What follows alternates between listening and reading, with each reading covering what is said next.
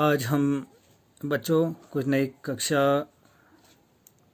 आज हम बात करेंगे पत्रकारिता के आचार संहिता में जो एक्ट हैं, डिफर्मेशन की बात करेंगे आज हम, मानहानि की, कि हर किसी व्यक्ति को स्वतंत्रता का अधिकार है, अभिव्यक्त करने का अधिकार है, अपनी बातों को दूसरे के सामने रखने का अधिकार है। और यदि वह अभिव्यक्ति किसी के मान सम्मान में आघात पहुंचाती है, किसी को परेशान करती है, दुखी करती है, लांछन लगाती है, तो वो अभिव्यक्ति या आज़ादी जो भारतीय संविधान द्वारा हमें दिया गया है उसका सीधा सीधा उल्लंघन है। भारतीय संविधान के अनुसार सभी को अभिव्यक्ति की स्वतंत्रता प्राप्त है, परंतु सभी व्यक्तियों को अभिव्यक्ति की स्वतंत्रता वहीं तक प्राप्त है जहाँ तक उसकी अभिव्यक्ति की स्वतंत्रता किसी को हानि नहीं पहुंचाए। यदि किसी व्यक्ति को या हानि पहुंचाती है या किसी अन्य के अभिव्यक्ति से कोई ठेस पहुंचती है तो वो अभिव्यक्ति की स्वतंत्रता का सीधा सीधा उल्लंघन है।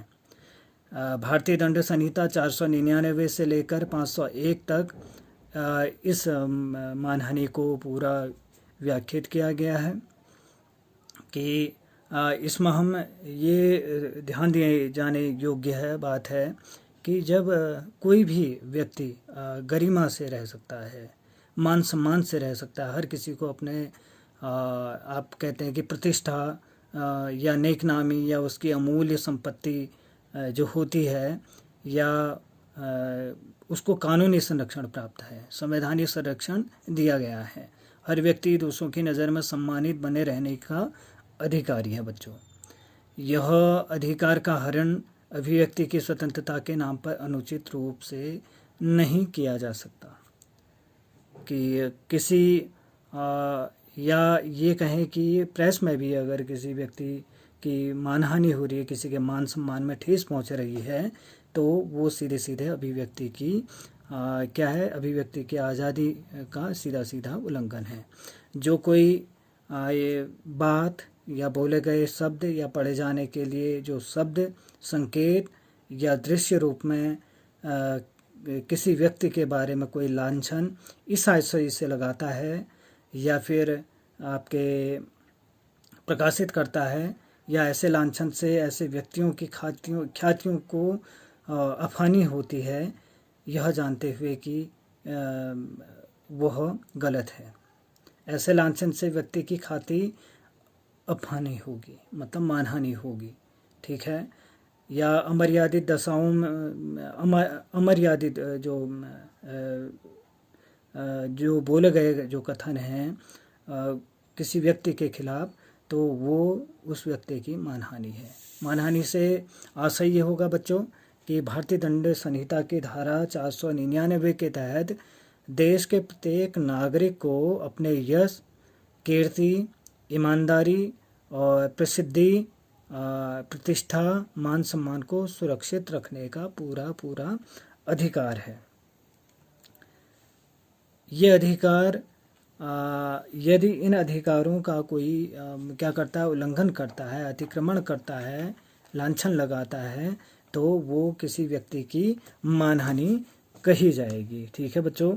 और यदि सिद्ध हो जाता है मानहानि, अगर वो प्रेस में, चाहे वो इलेक्ट्रॉनिक मीडिया हो, प्रिंट मीडिया हो तो या सोशल मीडिया हो, तो उसमें वो मानहानि का दावा कर सकता है। इसमें दो प्रकार के जो दीवानी और फौजदारी जो आपके जो मुकदमे हैं वो चलाए जा सकते हैं। और इसमें क्या होगा, 2 वर्ष की साधारण कैद या जुर्माना या दोनों सजाएं हो सकती हैं। ये बहुत बड़ी बात है बच्चों कि अगर किसी की मानहानि होती है तो दीवानी और फौजदारी के तहत उसमें मुकदमे चलाए जा सकते हैं और उसको कारावास और क्या कहते हैं आपके जुर्माना दोनों हो सकता है। या तो कारावास होगा या जुर्माना होगा। अगर लगा कि और गंभीर है मामला तो कारावास और जुर्माना दोनों के दोनों होगा। इसलिए पत्रकारों को सचेत रहने की आवश्यकता है कि वो अपने समाचार पत्रों या फिर जो ब्रॉडकास्ट वाली जो चीज़ें हैं, संसाधन जो है, वहाँ पर मानहानि से बचे। किसी व्यक्ति वो समाचारों को लिखते वक्त यह ध्यान में रखे कि किसी व्यक्ति की अफवाहनी तो नहीं हो रही है। यदि और इसमें ये भी है आपके कि किसी की सुनी सुनाई बात पर या अप्रमाणित बात पर और या किसी जिस पर कोई आरोप लगा नहीं है, अगर उस को वो लिखता है इस संदर्भ में कि सुनाई दिया कि फलाना व्यक्ति ने चोरी की या फलाना व्यक्ति ने चोरी की, तो ये भी गंभीर मामला है। यहाँ पर भी हम मानहानि का जो दावा हम मुकदमा है उसके खिलाफ, उस पत्रकार के खिलाफ कर सकते हैं। इसमें इतनी जो बड़ी बात है कि कुछ पत्रकार अपनी रिपोर्टिंग में यह कहते हैं कि सुना गया है या चर्चा आई कि ये शब्द जब लिखते हैं तो इससे वो जिम्मेदारी से बच नहीं सकते। तो यहाँ पर उसमें उस व्यक्ति के खिलाफ, उस पत्रकार के खिलाफ मानहानि हो सकती है और उसको गिरफ्त में लिया जा सकता है। और आप ये ध्यान में रखें कि व्यक्ति विशेष पर गंभीर आक्षेप या संस्था या व्यक्ति के विरोध या दुष्प्रचार या किसी की ईमानदारी पर कोई संदेह या शक है ना, सनसनीखेज या चटपटा बनाने के चक्कर में उसको शीर्षक, गलत शीर्षक देना, किसी विशेष जाति धर्म पर निंदाजनक टिप्पणी करना, है ना, मृतक, यहाँ तक कि मृतक व्यक्ति पर के सम्मान में भी ठेस पहुँचती है, वहाँ पर लांछन लगाना, उसके रिश्तेदारों की भावनाओं को ठेस पहुँचाना और व्यक्ति विशेष के चित्र अनुपयुक्त जगह लगाना, स्थान पर लगाना, है ना, तो ये भी जो है ये गलत है। यहाँ पर उस व्यक्ति यहाँ पर मानहानि का मुकदमा बनता है। कुछ स्थितियों में पत्रकार मानहानि के दोष से बच सकता है। सार्वजनिक हित में किसी संस्था या व्यक्ति के आचरण पर टिप्पणी की जा सकती है, पर इसमें निजी स्वार्थ या बदला लेने की भावना नहीं हो। आवश्यकता पड़ने पर आरोपों की पुष्टि के लिए प्रमाण आवश्यक रखने चाहिए, जैसे पुस्तक समीक्षा, समारोह, प्रदर्शनी, मेले आदि की समीक्षा आदि पर क्या करें कि आलोचनात्मक दृष्टि से लिखना इस कानून के अंतर्गत नहीं आता, लेकिन यह आलोचना सद्भावना पर हो। इसी तरह पुलिस हिरासत में किसी अपराधी तब तक नहीं माना जा सकता जब तक उसको अपराधी घोषित न किया गया हो, और अगर वो पहले ही लिख देता है ये अपराधी है तो वहाँ पर वो व्यक्ति की मानहानि हो सकती है। तो आपको ये ध्यान में रखना है कि अगर किसी व्यक्ति की मानहानि होती है तो वहाँ पर उसको दीवानी और फौजदारी दोनों मामले उसके खिलाफ हो सकते हैं। मानहानि में जो मैंने बताया कि दीवानी और फौजदारी, दीवानी को हम कहते हैं सिविल और फौजदारी को हम कहेंगे क्रिमिनल। तो दोनों तरह के मुकदमे उसके खिलाफ चलाए जा सकते हैं। किसी की मानहानि होती है तो उसमें क्रिमिनल और सिविल दोनों प्रकार के मुकदमे दर्ज होंगे, और ये गंभीर प्रश्न है।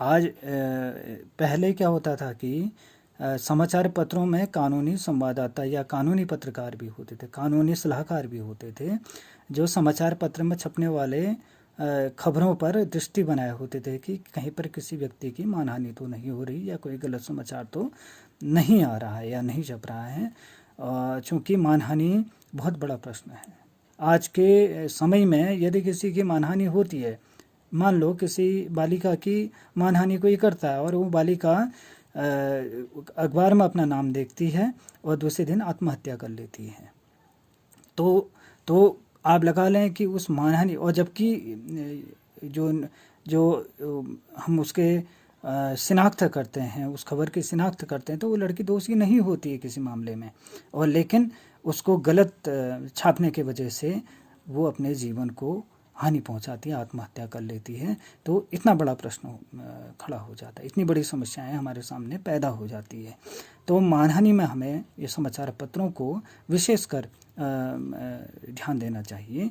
और संविधान के अनुच्छेद 19(2) के तहत, जो 19(2) में मानहानि को उन विषयों में शामिल किया गया है जिन पर युक्तियुक्त निर्बंधन लगाए जा सकते हैं, मतलब रोक लगाए जा सकते हैं, बाधित किए जा सकते हैं।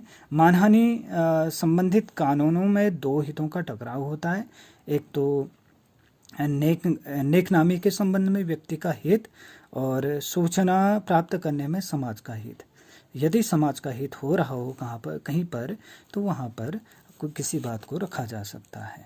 भारतीय दंड संहिता की धारा 499 में मानहानि की स्थितियों को स्पष्ट कर दिया गया है कि वहाँ पर किसी व्यक्ति पर कोई लांछन लगाता है, यदि वह उसकी ख्याति और उसके परिवार व निकट संबंधियों की भावनाओं को आहत करने के लिए आशायित हो, या फिर किसी कंपनी या व्यक्तियों के समूह के संबंध में उनकी हैसियत पर क्या करे, लांछन लगाए या उसकी मानहानि करे, तो वहाँ पर। और तीसरा यह आता है कि आपके अनुकूल के रूप में या फिर व्यंग्य उक्ति, जिसको मैंने कहा था कि अगर हम किसी की हंसी भी उड़ा रहे हैं तो वो भी मानहानि के रूप में माना जा सकता है। और कोई व्यक्ति या कोई लांछन व्यक्ति की ख्याति को अपहानि करने वाला नहीं माना जाएगा जब क्या हो, वह दूसरों की दृष्टि में प्रत्यक्ष और अप्रत्यक्ष या परोक्ष उस व्यक्ति की व्यक्तित्व और बौद्धिक स्वरूप को हेय न करे, या व्यक्ति की जाति या आजीविका के संबंध में उसके शील को हेय न करे, उसकी प्रतिष्ठा को नीचे न गिराए, तो वहाँ पर ये चीज़ें मानहानि नहीं होगी। और यदि सिद्ध हो जाता है तो सिद्ध होने की, मानहानि सिद्ध होने की दशा में उसको जेल या जुर्माना, या जेल और जुर्माना दोनों ही हो सकता है। बच्चों, मानहानि को हमने समझ लिया है, और मैं आपसे ये अनुरोध भी करूँगा कि जब भी आप कोई भी समाचार लाते हैं और अखबारों में देते हैं या प्रकाशित करते हैं, प्रसारित करते हैं, तो वहाँ पर किसी व्यक्ति की गरिमा को ठेस न पहुँचे, किसी के व्यक्तित्व पर लांछन न लगे। यदि लांछन लगता है तो वो मानहानि है, और विशेषकर हमें इस तरफ सोचना चाहिए। अगली कक्षा के लिए हम फिर मिलेंगे। धन्यवाद।